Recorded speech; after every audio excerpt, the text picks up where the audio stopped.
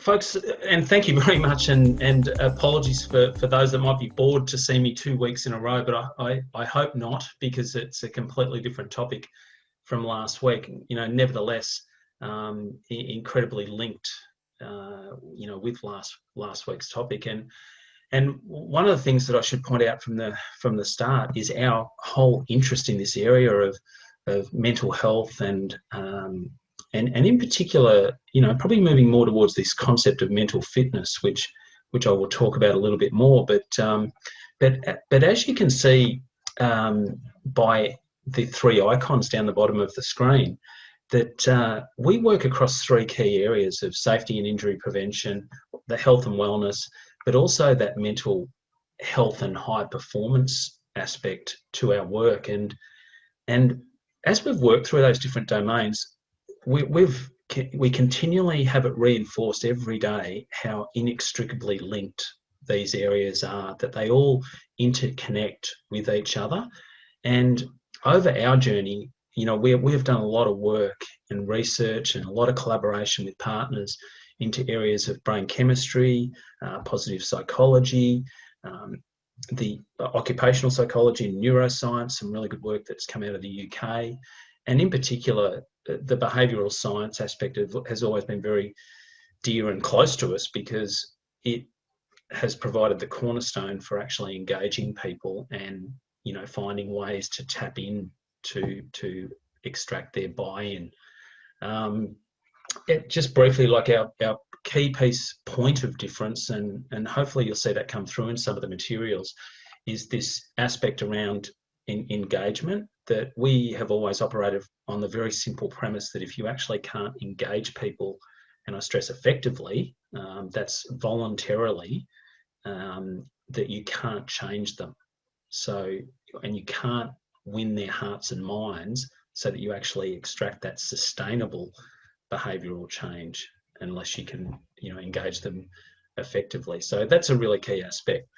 So jumping into a figure that maybe some would be unaware of, but this is a figure out of Beyond Blue from last year, that over the course of a lifetime, 45% of Australians will experience a mental illness.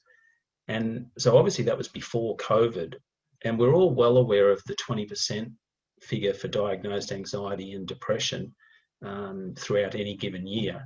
But the figure of that being, starting to get very close to the realms of 1 in 2 people over the course of a lifetime. And I must stress that this is a diagnosed illness. So that's being diagnosed with a clinical anxiety or a clinical depression. So that's not even counting the myriad of issues and periods of sadness and periods of distress that we all go through just as part of normal life. So the big thing that I would say from that is that we have a lot of people and a lot of fantastic practitioners in the treatment space that are doing incredible work. But I would push the argument out there that there needs to be so much more done at the proactive end in better educating and putting better programs in place on that whole mental fitness aspect, and stemming the flow a little bit with this. And I'd go a little bit further that, even with initiatives like Are You OK Day, that, with our work, we work across, multiple countries. We have people on the ground in the USA, Australia and New Zealand, and we do a lot of fly in, fly out work in other regions of the world. And people are always really impressed with Are You OK Day.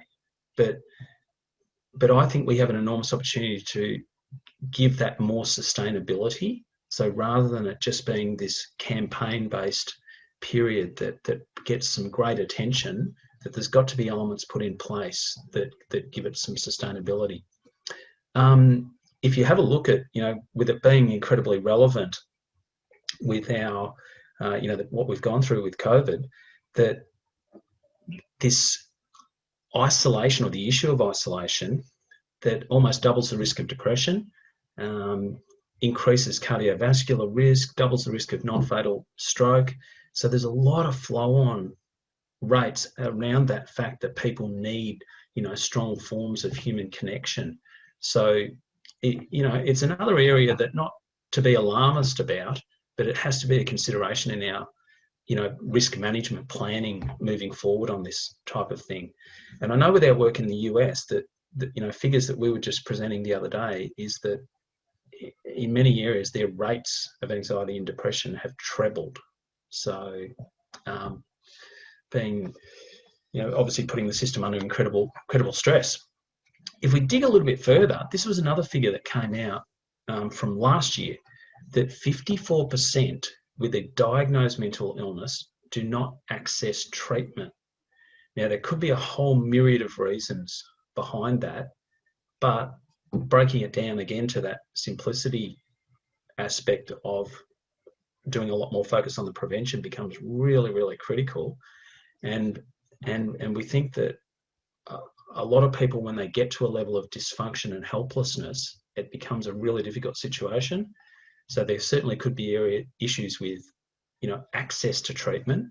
We have certainly experienced it, and I'm sure many of you would have as well, where sometimes even within an organisation, the education and advertisement around EAP has sometimes been lacking. I think it's improved dramatically, but often people have been unsure of both the workplace things that they can access or exactly what's available at a community level, even through GPs. So, and to throw a couple of figures in that, and I debated whether I would use these because they are US healthcare figures out of a PricewaterhouseCoopers study from this year. But the more that we looked at them, we thought they were really indicative across most of the Western world, where what you can basically see is that on the left-hand side there, that they're putting the cost in terms of insurance claims cost for a healthy individual at $1,320 per year. If we overlay mental illness, that jumps up by roughly, whatever that works out to, about 2.6, 2.7 times greater. And then it jumps up massively if you have a chronic illness, so that being, high blood pressure, diabetes, different types of cardiovascular issues combined with mental health. And then if that health issue is a complex one and you're combining it with mental illness, that all of a sudden, the costs go through the roof. So the general point out of this is twofold, is how linked all of these aspects are with health and mental health. And secondly, that we cannot be focused at that treatment end only, because I would use the analogy that we end up in a situation with a leaky roof and running around with limited buckets and trying to sort of stem the flow rather than getting the prevention side of it looked at. So I might just throw up that first poll because one of the things that and I am genuinely interested, because I've not come across many organisations that are really effectively conducting proactive mental fitness initiatives. And what I would like to just to give you some guidance around that question is that most organisations would have an employee assistance program in place. Many organisations have commenced things like mental health first aid training. Many have awareness raising workshops, and that starts to get a little bit into that proactive space. But predominantly, even those items are really in that reactive space. So Sarah, if we could just throw that first poll up, be an interesting segue into this next section. Right, yeah, the poll is up. There's just getting some voting coming in now. About half have voted. Let's give it a few more seconds.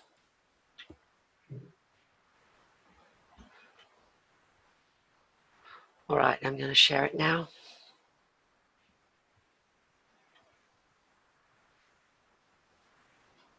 Yeah, well, it's actually pleasing that comes in at 15%, but also really, really interesting that yeah, it probably confirms that aspect that we have got a long way to go with it.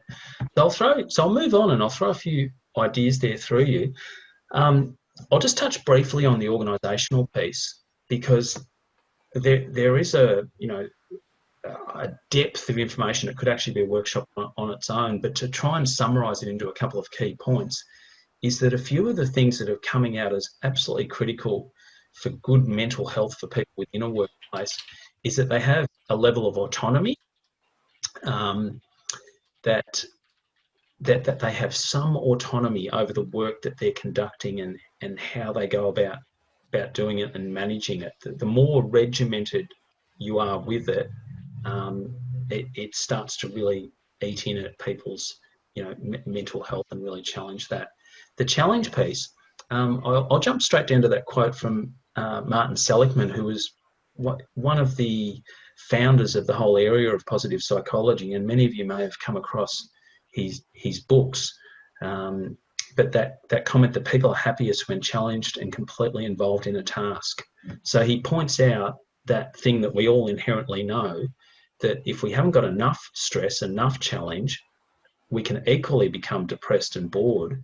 And then if we've got too much, we don't find a way of releasing the pressure, of recalibrating, of oscillating into some form of relaxation before we embark on the pressure aspect. Again, we're in trouble. But if we find that sweet spot where we're challenged, engaged, it's a good place to be. And the feedback one might sound really obvious, but you would be surprised at how many organisations we come across where sometimes feedback mechanisms, they might be a scheduled monthly catch-up with a team leader or a manager, and for whatever reason, they sometimes routinely do not occur.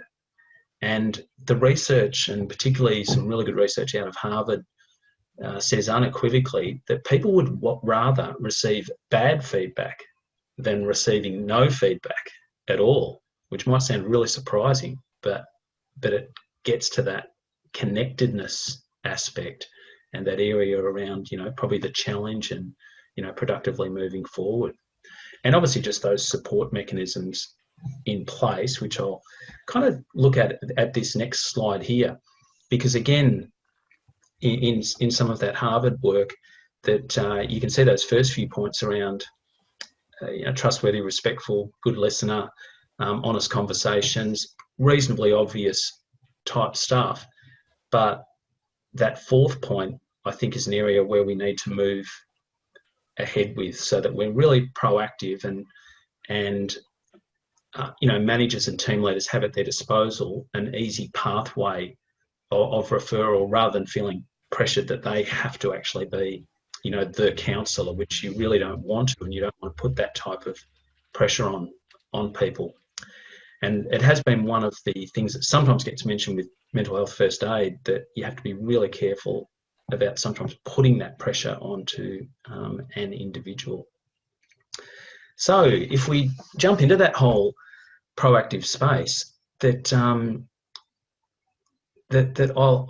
I'll start it by just throwing up this little equation, which is anecdotal, but in our experience we've found that it is reasonably indicative. So that if we almost start at this group C aspect, that we already know that about the 20% that we hear routinely have a diagnosed anxiety or depression.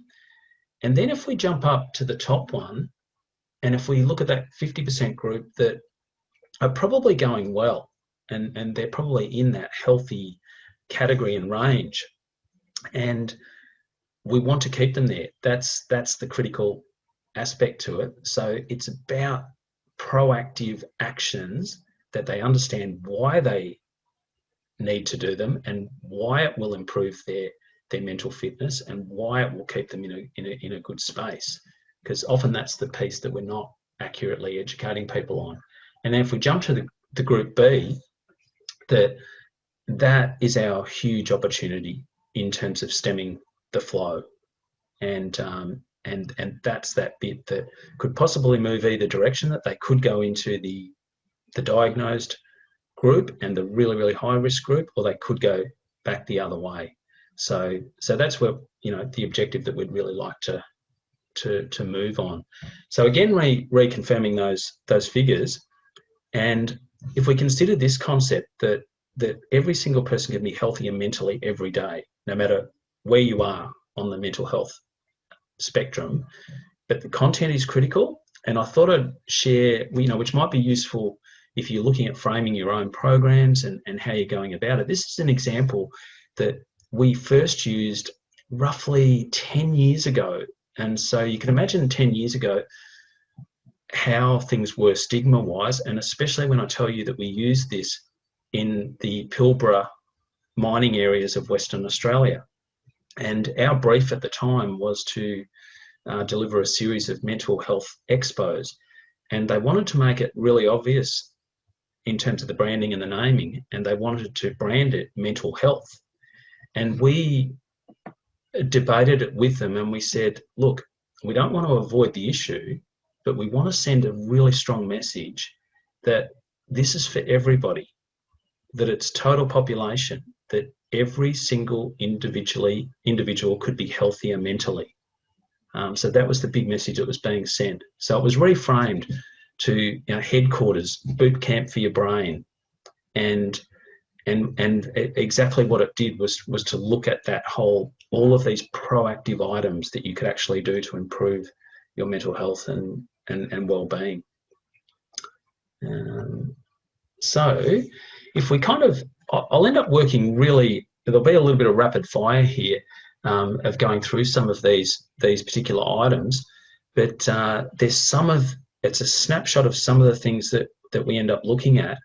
And what I would preface here is that sometimes what occurs, and if we use things like mindfulness and meditation as an example, that often programs get put into place without a strong education program around it that actually explains really clearly to people why and what it does, what's happening neuroscience-wise, what does engaging in that activity actually do to my brain chemistry, why does it make me feel more relaxed, why within a few hours do I still get back to feeling anxious. So in some cases, people might not be addressing, you know, the root cause of what is actually causing, you know, the anxiety. So in other words, the solution can sometimes just be a short-term band-aid, and obviously that isn't going to provide great sustainability for us. So it's about adding a little bit more depth into how sometimes we're presenting these things, and things that are within the control of the individual. So if we just have a look at a few facts around it, the research is really consistent around the link with inadequate sleep, and in this case you can see there that 4 times more likely to develop depression. If we look at something that we've probably all experienced, that what this particular piece is looking at, and a little bit of neuroscience research showing that when sleep deprived, that there's often a separation occurs between the prefrontal cortex and the amygdala, with the prefrontal cortex being responsible for our rational decision making and the amygdala being heavily involved in our emotional reactivity. So we've all probably experienced that sleep deprivation and the, you know, ensuing, you know, increase in emotional reactivity that occurs. So there's a little bit of the science behind it. Many years ago, as I said at the beginning, we became interested in brain chemistry because it explained, you know, so many issues around health, and certainly into the mental health space. And a little sort of brief idea is that basically the little green dots that you can see there, these different brain chemicals, they basically operate at the synapse, and their key role is continuing the communication from the brain through that whole neural system. And so you've got pre-synapse, where these brain chemicals release from the vesicles into the synaptic gap, and then they attach to these receptor sites at the other side, and the message continues on. And so if we look at it from a sleep point of view, that basically the adrenal brain chemicals like dopamine, norepinephrine, if we have too many of them in the system, so think of that synaptic gap, having a heavy concentration of more of the adrenal brain chemicals, and those actually getting through the system, all of a sudden we've got really fast neurotransmission. At a worst case scenario, it's actually anxiety, with that neurotransmission going really, really quickly. And so naturally that's going to affect sleep. It's one of the big issues with elite athletes that are playing night games. Competition by nature increases adrenaline levels, so their neurotransmission rates are really, really high. And unless they're actually putting things into place to actually slow that neurotransmission, they'll find it really, really difficult to sleep. Exactly the same in the corporate world with increased stress. Similarly, with low serotonin, serotonin has a role in melatonin production, which helps our sleep. So again, if serotonin is depleted, it's also going to impact sleep.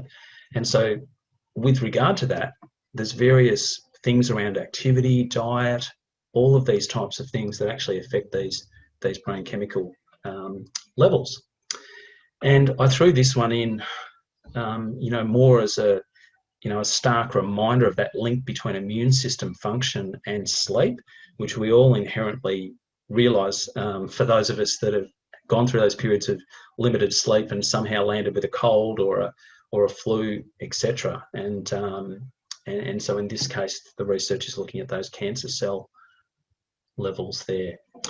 And then again, going on to another topical area in this space, that obviously around dementia and Alzheimer's, that one of the things that they've found in more recent sleep research is that our cleaning system of the brain is, as stated there in the highlighted piece, 10 times more active during sleep. So this lymphatic system that basically washes over the brain, and one of its key roles is to take away these amyloid proteins that build up as waste products in the brain, and it's often the materials that we'll see in a lot of these images. So jumping into the link with and what I'm hoping to show you here is just that idea of putting strong why facts. So giving people the why around, why is this a good idea from a mental fitness point of view? Because we often see the solution presented to us, but without this strong rationale behind it, so that people buy in behaviourally and actually, comply with the solutions. And with this particular piece of research out of Duke University, it really, really clearly showed that with that second point there, around the 60.4% of the group that did exercise alone no longer expressed as being clinically depressed. So, a huge impact, almost as effective as the medication alone. And if in effect, what occurs with exercise as a general rule, I mean, there are variations in the type of activity, but as a general rule, exercise will decrease the adrenal brain chemicals and it'll increase serotonin. So a double brain reward. And I would hope that many of you could relate to that personally. When you have the chance in a face-to-face presentation, and I asked the question of how many people have done a little bit of exercise and actually felt more relaxed, and virtually everybody puts their hand up, because that's what's going on in the background brain chemically. So, it's incredible. So there's all these natural things outside of pharmaceuticals that can be done to impact brain chemistry and subsequent feelings of anxiety or depression. And if we kind of have a look at just movement and energy levels, that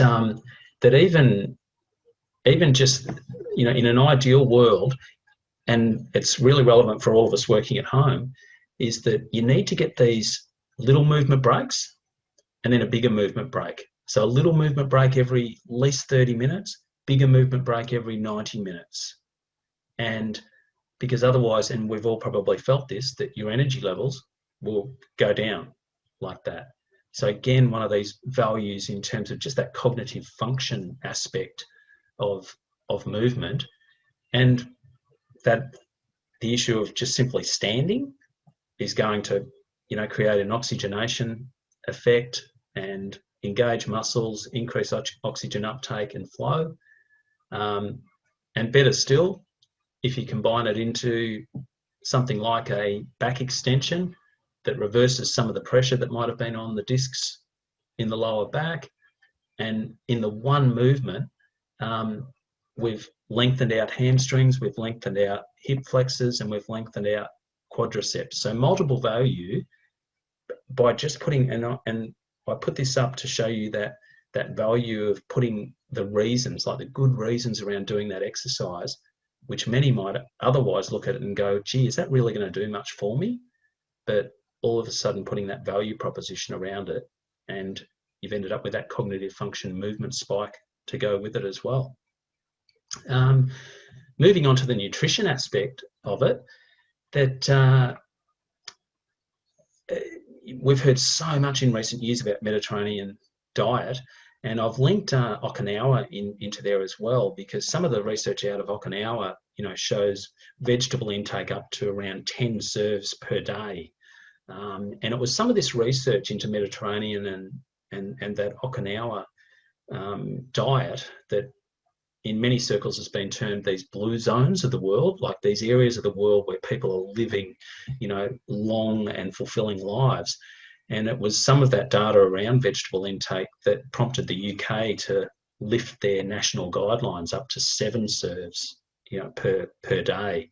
So, and then there's been a whole bunch of these ensuing research linking in the depression aspects to it as well. Again, with things like energy drinks and putting some of the science around it, that most of you, we've heard enough to know, with some of the research around heart palpitations and things like that, with excessive intake of things like energy drinks. But in essence, these products like guarana and caffeine will increase those adrenal brain chemicals.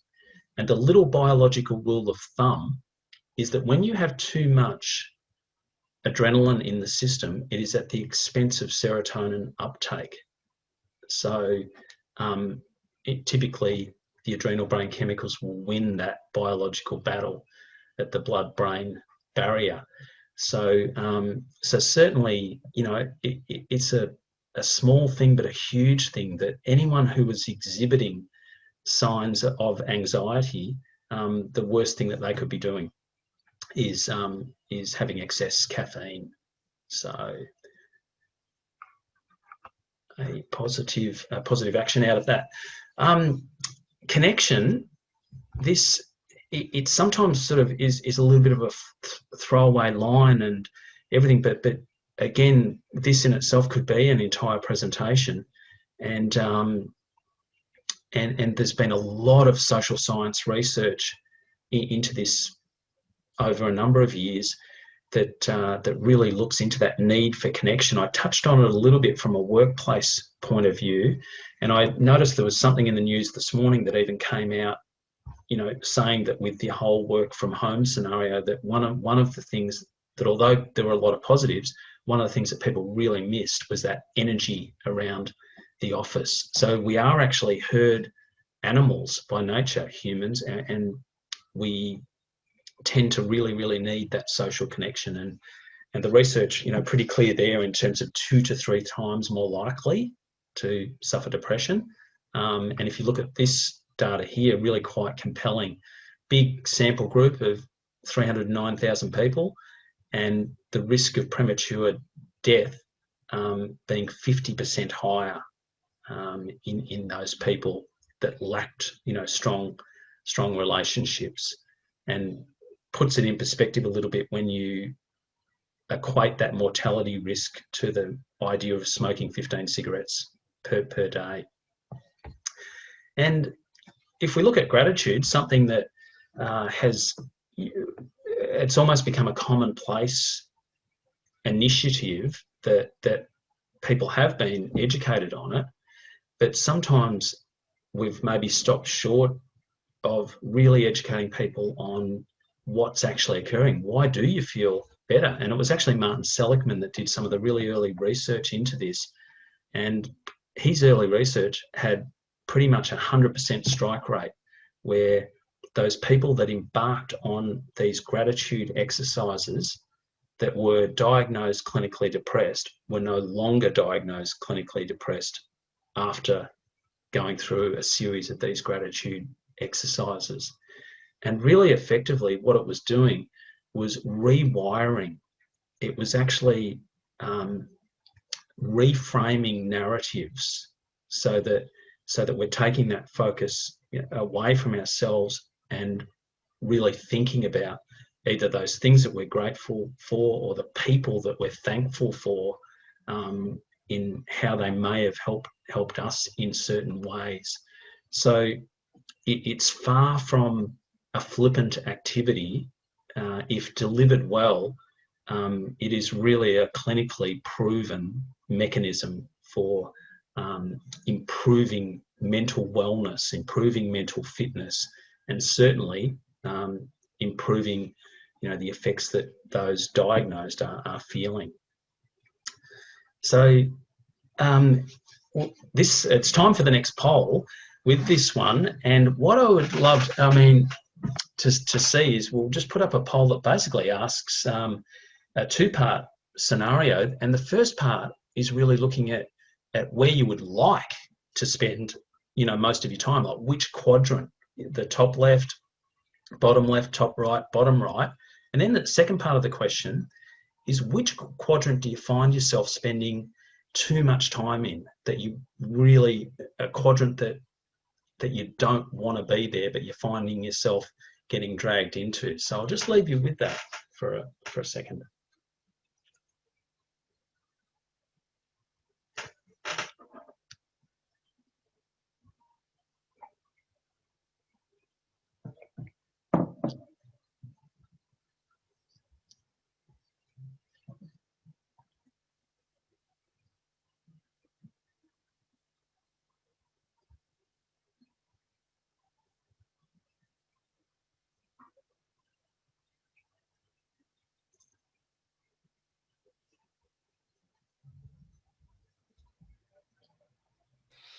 We're about halfway, Greg. I think this one requires a little bit more thought. Yeah, absolutely. Absolutely.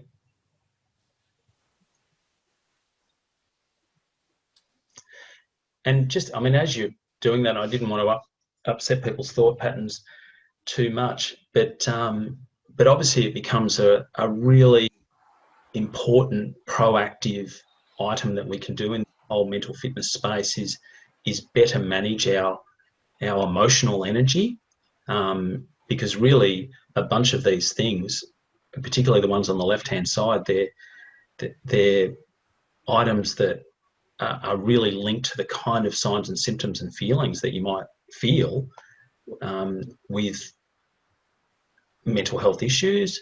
And then on the right-hand side, again, that positive side of that whole emotional energy quadrant.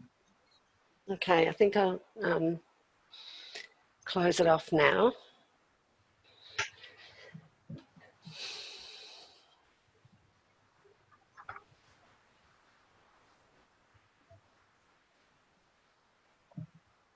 Yep.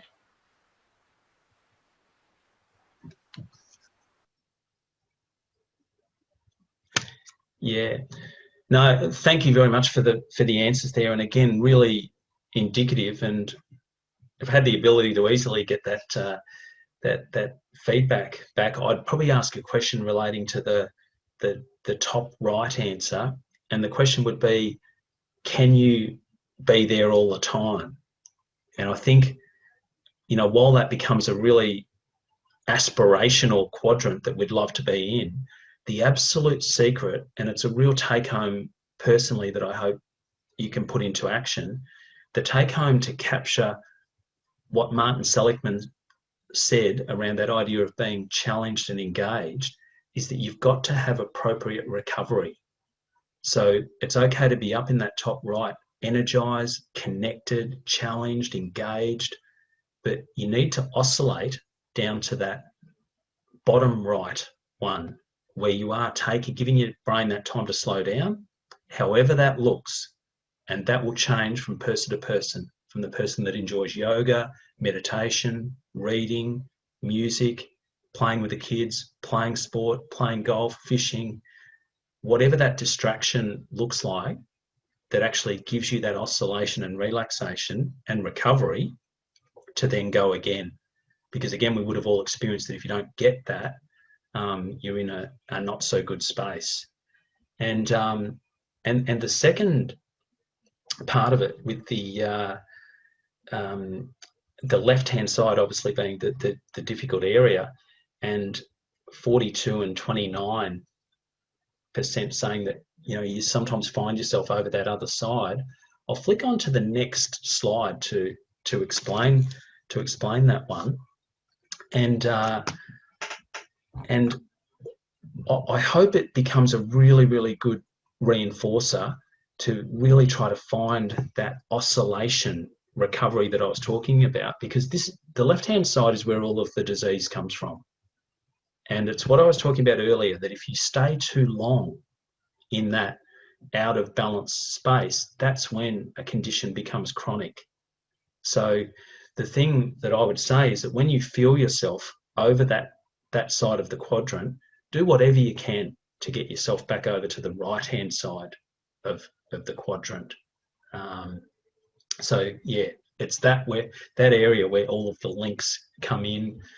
It's where, because think of that top left quadrant, the links into our whole fight and flight process. So you're talking really the adrenal brain chemicals that are driving that. If our adrenal system gets burned out, the backup mechanism is cortisol into the system that actually is linked to our whole survival and keeping us alert. But what we know with cortisol in the system, and it's why it's become one of the measures that people will look at to get indicative guides of stress levels, is that it comes at the expense of a whole bunch of other things. And a whole bunch of physiological things occur, like fatty acid release into the bloodstream. So hence some of the link, between cholesterol levels and stress, constriction of arteries. So again, hence that link with stress and high blood pressure, etc. So it becomes really, really critical to really work on that oscillation and the recovery techniques that you can put into action. And so moving on to the next one. So really, really encourage you to basically prioritize this. We sometimes treat them as an afterthought, but prioritize and look for ways for integrating things into your lifestyle. That even working from home, are there phone calls that you can take while you get out and walk and talk, knowing that while you are walking and talking, you're reducing adrenal brain chemicals, boosting serotonin, and putting yourself in a much better space, apart from the ongoing physical benefits with it as well. And coming towards the tail end of the presentation, some things that I wanted to work on, and I'll put up the last poll with this one because it's a really, really interesting question, I think, as we navigate competitive workplaces, competitive industries, that do you see vulnerability as a strength or a weakness? So this one's a really simple yes or no poll. So I'll just leave you with that for a sec.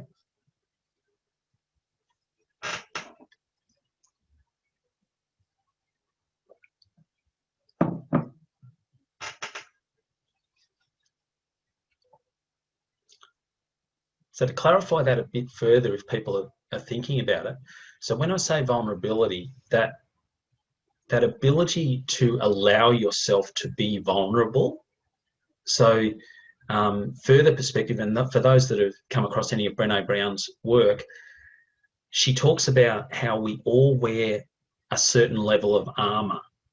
And some of us are armored right up, where there's layers and layers and layers that we are protecting ourselves to the hilt. Whereas others, it's a little bit easier to take off a layer of armor and actually be vulnerable enough to be authentic, to say what you think, to be who you are, and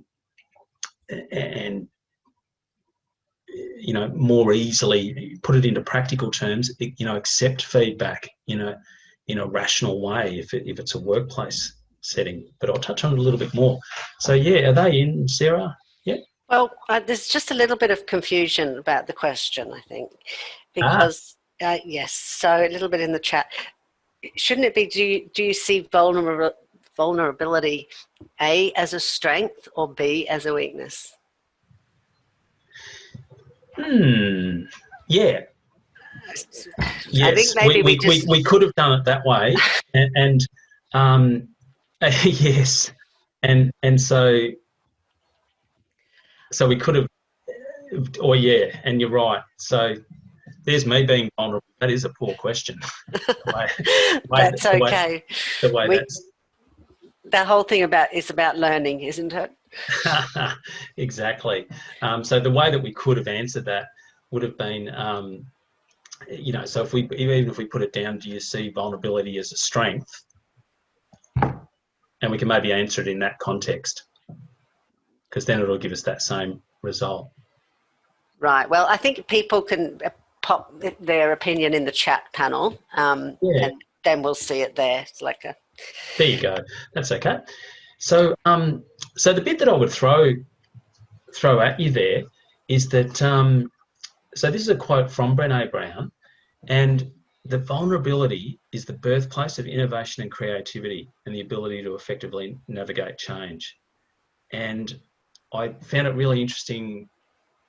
Delivered a big training course on this to an Asian population in December last year, and it was really interesting discussion, because amongst a lot of their particular cultures from the multiple Asian countries that this group were from, that it was a difficult concept to show any form of weakness, and there was a definite culture around saving face. But when the discussion went down this pathway that, hang on, if we don't get the truth out quickly enough, we really risk our speed of innovation, our speed and ability with creativity. And it started to make, complete logical sense to them. So the thing that I would really strongly point out is that both personally and then within individual work groups, and certainly within businesses, it is a massive fast-tracking mechanism to productive growth. So embracing that ability to almost see mistakes, things that didn't work, seeing them as an opportunity to more quickly get to where you want to get to. So I hope that makes a little bit of sense with that. And coupled with it, that some of the traits that you find, that people who view vulnerability as a weakness are more likely to be, no surprise with the dialogue I just went through, overly defensive, lacking in compassion, and a bit more limited in their connection because of those layers of armour that I was talking about that often get put into place. And to use kind of like an analogy that may be useful for people is that I've often referred to this concept of an introspection chasm, that for some people, it's like the Grand Canyon. It is so big that they can't take their armor off enough to ever be able to get over and bridge that gap and get to the other side where the growth is a possibility. Whereas for others, with limited armor, that it's a small jump, and they get to that truth, they get to that effective introspection and what it reveals, and they can move forward really, really productively with strong growth. And, taking it a bit bit further, that again, another way that we sometimes explain this is that there's one of the programs that we work with that looks at these 4 different layers and looks at the synergy between physical energy and physical capability, emotional wellness, mental health, mental capability, cognitive function, but then also that aspect around human spirit. Like, what is it that drives us? What drives us to get out of bed in the morning? What are the underlying meaningful values that we live by? And the point being is that if we don't get the introspection piece right, and that vulnerability to be introspective, we end up with this course diversion scenario, that we end up living a non-aligned life to a certain extent until we hopefully find a way to get ourselves back on track and getting into greater alignment. And again, a quote which I think should pop up there, yep, from Brené Brown, that incongruent living is unsustainable because it's painful, because we're not actually, first and foremost, being truthful and authentic with ourselves. So multiple flow-on effects from addressing, you know, some of those issues, both at a personal level, but also with how they flow into teams and workplaces. And so I'd bounce back to that one because it's really all about opportunity that can provide. But you can see, and one of the reasons I put it in this presentation is that you can clearly see, you know, the effect that, in Brené Brown's terms, that incongruent living can clearly have on mental health.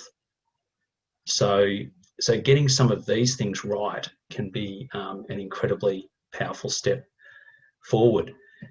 And then, so to sum up, final slide there, that bouncing back to some of those work areas that we talked about, that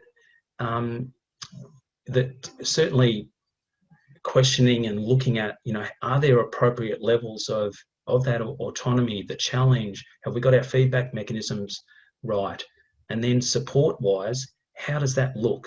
Realising that I know most organisations are really constrained by budget, but there are so many things that can be done, you know, very, very easily with it in that proactive space.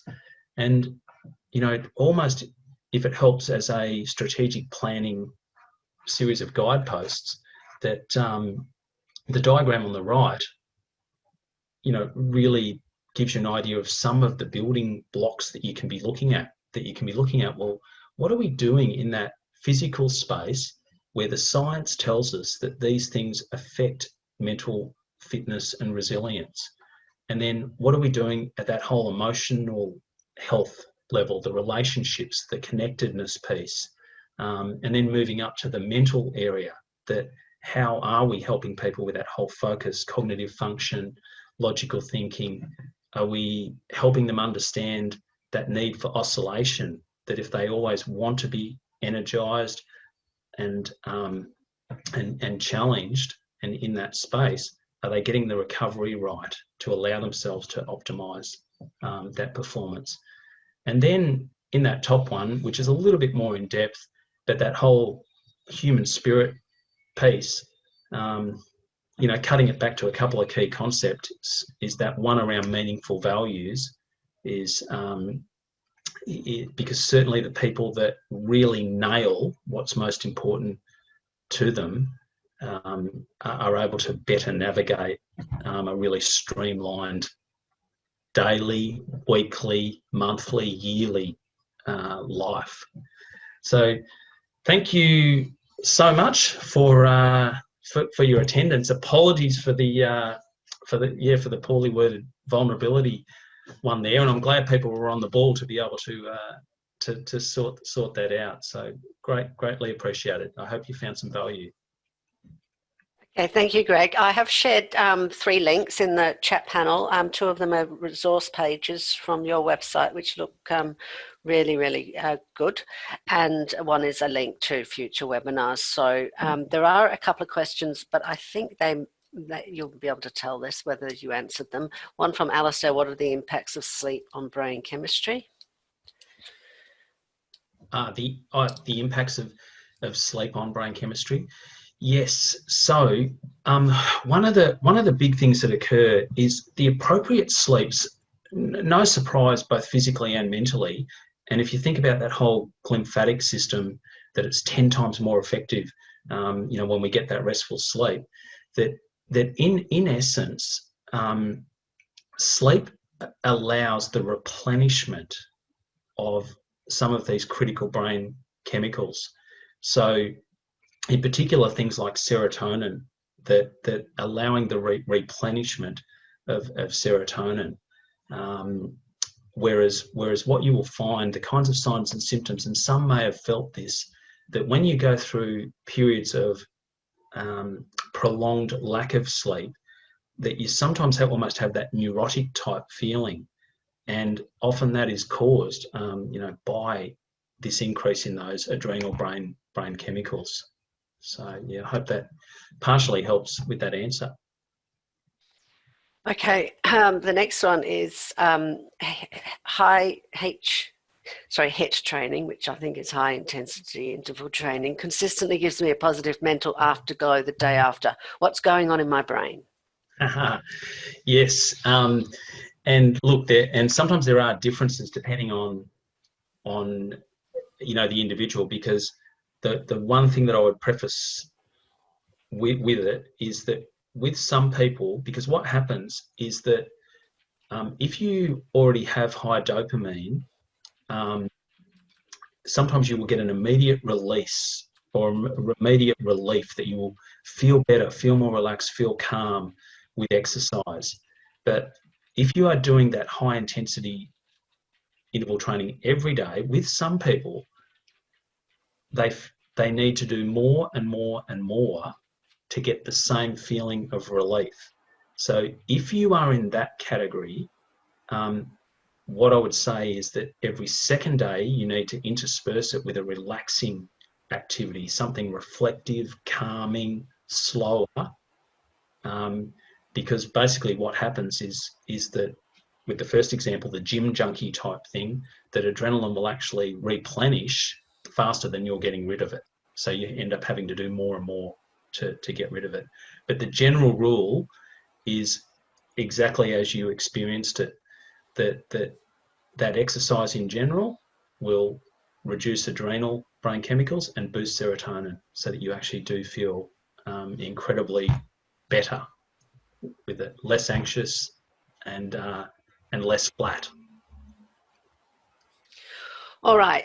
How can a workplace encourage behaviours like sleep or meditate, which are traditionally seen as part of people's private lives? Yeah, and I think in our experience, the piece that can help with that is the education component around it. And I've been really strong on this, because if I had to give one, my sort of 25 years plus in behavioural change, the biggest thing that I've found lacking in ineffective programs is a lack of why, like a lack of rationale. People in general need good reasons to shift their behaviour. So the thing that you can do is provide them with the value proposition, basically, all of those good reasons, what is actually occurring, brain chemically, physiologically, that basically the what is in it for them effect with it will help dramatically. Great. Okay. Well, that's all the questions. I really want to thank you, Greg. This was a fantastic webinar. So we will be recording, we have recorded this, and we'll send a link out later and some other links for Greg's website resources. So thanks a lot, Greg. No worries. Thanks, Sarah. And thank you very much, everybody. Thanks, everyone. Have a great day. Bye.